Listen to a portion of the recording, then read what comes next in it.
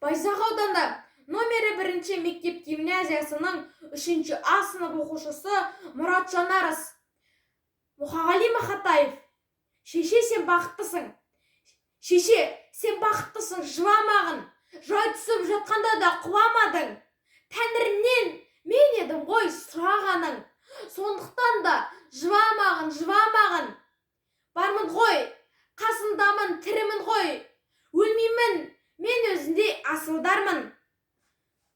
Таусылып өз-өзінен шашылмағын. Баярғы берекені қашырмағын. Мен сенің қанықпын ғой көз жасына. Өзім кепіл тот басып, тоз басыма. 2 жыр жазсам, саған бірін арнап, шеше деп жазам ылғи сөз басына.